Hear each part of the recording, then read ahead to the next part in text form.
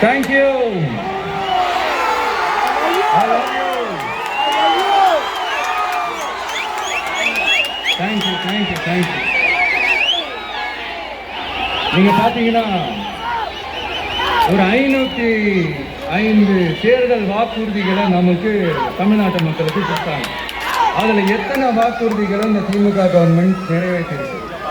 முக்காவாசி வாக்குறுதிகளை கூட நிறைவேற்றாம எல்லாத்தையும் நிறைவேற்றிட்டோம் இப்படி கொஞ்சம் கூட மனசாட்சியே இல்லாம இப்படி கதை விடுறீங்களே மைடியர்.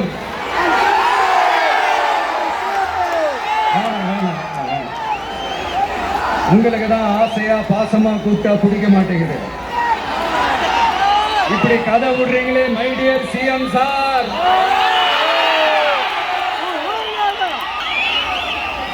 ரீல்ஸ் வேற ரியாலிட்டி வேற நீங்களே சொல்லிட்டு இப்ப நீங்க விடுறது அம்பட்டும் ரீல்ஸ் தான்.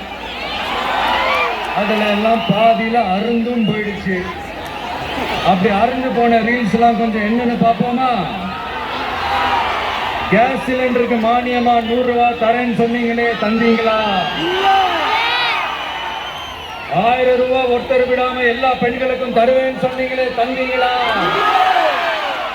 டீசல் விலையில மீதி இருக்கிற 3 ரூபாய் குறைப்பேன்னு சொன்னீங்களே, குறைச்சிங்களா?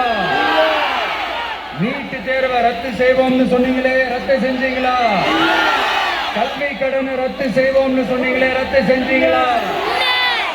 வருஷத்துக்கு 10 லட்சம் பட்டதாரிகளுக்கு வேலை தருவேன்னு சொன்னீங்களே, தந்தீங்களா? மின்சார கட்டணத்தை மாசம் மாசம் கட்டுற மாதிரி மாத்துவேன்னு சொன்னீங்களே, மாத்துனீங்களா?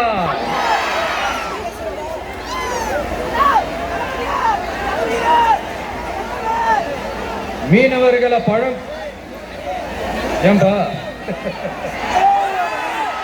மீனவர்களை பழங்குடியின பட்டியல சேர்ப்போம்னு சொன்னீங்களே, சேர்த்தீங்களா? மீனவர்களுக்கு 2 லட்சம் வீடுகள் கட்டித்தரப்படும் சொன்னீங்களே, கட்டி தந்தீங்களா? அனைத்து மீனவ கிராமங்களிலும் மீன் உலர்த்தும் தளம் அமைக்கப்படும் சொன்னீங்களே, அமைச்சு கொடுத்தீங்களா? நெசவாளர்களுக்கு கூட்டுறவு சங்கத்துல கொடுக்கிற கடனுக்கு வட்டி 12% இருந்து 8% குறைக்கப்படும் சொன்னீங்களே, குறைச்சிங்களா? ஆட்டோ ஓட்டுறவங்களுக்கு சொந்த ஆட்டோ வாங்க 10,000 மானியம் வழங்குவோம்னு சொன்னீங்களே, வழங்கினீங்களா? அரசு ஊழியர்கள் ஆசிரியர்களுக்கு ஓல்டு பென்ஷன் ஸ்கீம் கொண்டு வருவேன்னு சொன்னீங்களே, கொண்டு வந்தீங்களா? பகுதி நேர ஆசிரியர்களுக்கு பணி நிரந்தரம் சொன்னீங்களே, செஞ்சீங்களா? சத்துணவு மற்றும் அங்கன்வாடி பணியாளர்களுக்கு அரசு பணி உறுதின்னு சொன்னீங்களே, செஞ்சீங்களா? முதியோர் உதவித்தொகை 1500 ரூபாய் தருவேன்னு சொன்னீங்களே, தந்தீங்களா? தமிழகத்தில் இருக்கும் வேலை வாய்ப்புகள் 75% தமிழர்களுக்கு என்று சொன்னீங்களே, தந்தீங்களா? 3 லட்சத்துக்கு மேல் இருக்கிற காலி பணியிடங்கள் நிரப்பப்படும் சொன்னீங்களே, நிரப்பினீங்களா? தூய்மை பணியாளர்கள் பணி ஊதியம் ஓய்வூதியம் போன்ற கோரிக்கைகள் நிறைவேற்றப்படும் சொன்னீங்களே, நிறைவேற்றினீங்களா? மக்கள் நல பணியாளர்களாக 25,000 பெண்கள் நியமிக்கப்படுவார்கள் சொன்னீங்களே, நியமிச்சீங்களா? ரேஷன் கடையில மீண்டும் உளுந்து வழங்கப்படும் சொன்னீங்களே, கொடுத்தீங்களா? அனைத்து அரசு வேலை வாய்ப்புகளிலும் பெண்களுக்கு 40% முன்னுரிமை வழங்கப்படும் சொன்னீங்களே, கொடுத்தீங்களா? 35 வயதுக்கு மேற்பட்ட திருமணமாக ஆதரவற்ற பெண்களுக்கு கல்வி தகுதிக்கு ஏற்ப அரசு வேலை வழங்கப்படும் சொன்னீங்களே, வழங்கினீங்களா?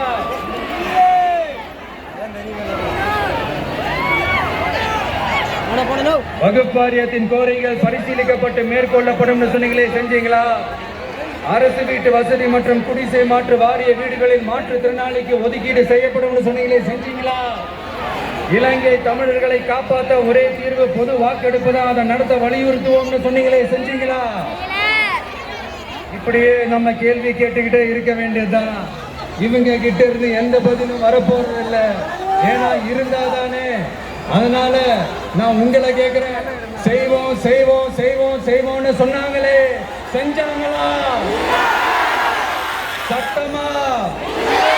சட்டமா? மைடியர் வேணாம் வேணாம் வேணாம். அப்படி கூப்பிட்டா ஆசையா பாசமா கூப்பிட்டா அவங்களுக்கு பிடிக்க மாட்டேங்குது. அதனால கேக்குதா மைடியர் சிஎம் சார்? அவங்க பண்றது துரோகம்னா நீங்க பண்றது நம்பிக்கை மோசடி. இது ரெண்டுமே ஒண்ணுதான், ரெண்டுமே ஏமாத்து வேலைதான். இது ரெண்டுமே ஜனநாயக குற்றம் தான். இப்படி ஏமாத்துறதுல இவங்க ரெண்டு பேருமே ஒரே வகையரா தான்.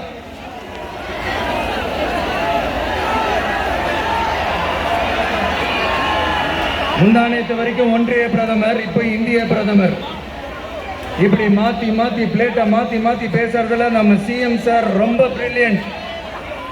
இப்ப புரியுதா மக்களே? மறைமுக உறவுக்காரர்கள்னு நாம ஏன் சொல்றோம்னு.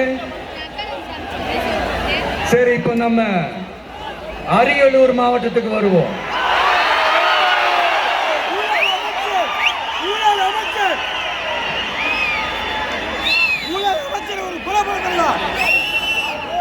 தமிழகத்தோட வறட்சியான மாவட்டங்கள முதல் வரிசையில காலங்காலமா இருக்கிற மாவட்டம் தான் நம்ம அரியலூர் மாவட்டம். சிமெண்ட் உற்பத்தியும் முந்திரி உற்பத்தியும் நடக்குது. பட்டாசு தொழிலும் கொஞ்சம் நடக்குது. ஆனா இங்க இருக்கிற இந்த தொழிலையாவது மேம்படுத்தலாம்னு இந்த கவர்மெண்ட் ஏதாவது யோசிக்குதான்னு கேட்டா ஜீரோ தான்.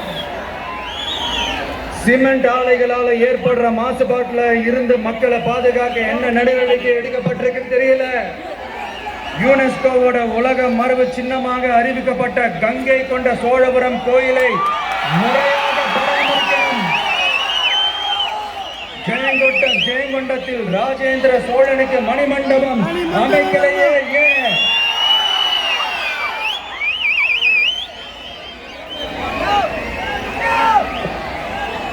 மருதையாத்தோட குறுக்க வாராணவாசி தடுப்பணை கட்டுறதை பத்தி 4 வருஷமா கண்டுக்கலையே ஏன்? அரியலூர்ல இருந்து ஜெயங்கொண்டான் காட்டுமன்னார் கோயில் வழியாக சிதம்பரத்துக்கு ரயில்வே வழித்தடம் அமைக்கணும்ன்ற கோரிக்கை என்னாச்சுன்னு தெரியல. ஜெயங்கொண்டத்திலிருந்து கும்பகோணத்திற்கு ரயில்வே வழித்தடம் அமைக்கணும்ன்ற கோரிக்கை என்னாச்சுன்னு தெரியல. அரியலூர்னாலே முந்திரி உற்பத்தி தான் பிரதானம். அதனால முந்திரி தொழிற்சாலை அமைக்கணும்ன்ற கோரிக்கை என்னாச்சுன்னு தெரியல. இந்த மாவட்டத்தில்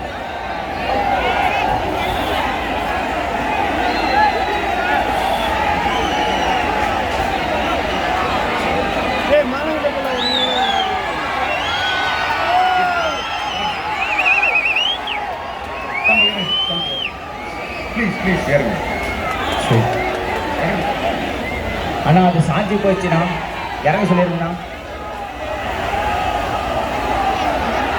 விஜயண்ணா, சாஞ்சி போச்சுன்னா அது இறங்க சொல்லிருந்தா.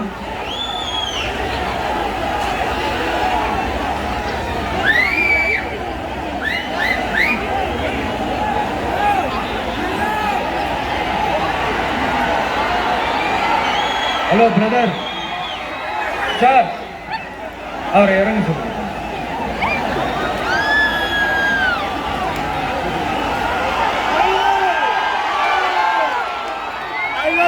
இந்த மாவட்டத்தை சேர்ந்தவர் போக்குவரத்து அமைச்சராக இருந்தும் போதுமான பேருந்து வசதி இல்லையே ஏன்?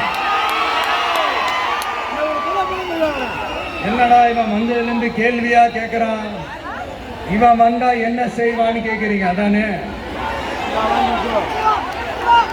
தீர்வை நோக்கி போறதும் தீர்வா காண்றது மட்டும்தான் நம்ம டிவிக்கோட லட்சியமே. நம்மளோட தேர்தல் அறிக்கையில இதுக்கான விளக்கத்தை ரொம்ப தெளிவா சொல்லுவோம். ஆனா அதுக்கு முன்னாடி அதை செய்வோம் இதை செய்வோம் இந்த பொய்யான வாக்குறுதிகள்லாம் எப்பவுமே கொடுக்க மாட்டோம். எது நடைக்கு சாத்தியமோ எது உண்மையோ அதை மட்டும்தான் கொடுப்போம். ஆனா அட் த சேம் டைம் மருத்துவம், குடிநீர், ரேஷன், கல்வி, அடிப்படை சாலை வசதி, மின்சாரம், இந்த மாதிரி அடிப்படை விஷயங்கள்ல நோ காம்ப்ரமைஸ். பெண்கள் பாதுகாப்புல, சட்டம் ஒழுங்கு பாதுகாக்கிறதுல நோ காம்ப்ரமைஸ். சிம்பிளா நம்மளுடைய விஷன் என்னன்னு சொல்லணும்னா, ஏழ்மை வறுமை இல்லாத தமிழகம், குடும்ப ஆதிக்கம் இல்லாத தமிழகம், ஊழல் இல்லாத தமிழகம், உண்மையான மக்களாட்சி, மனசாட்சி உள்ள மக்களாட்சி. நல்லதே நடக்கும், வெற்றி நிச்சயம். மீண்டும் சந்திக்கும் வரை நன்றி, வணக்கம்.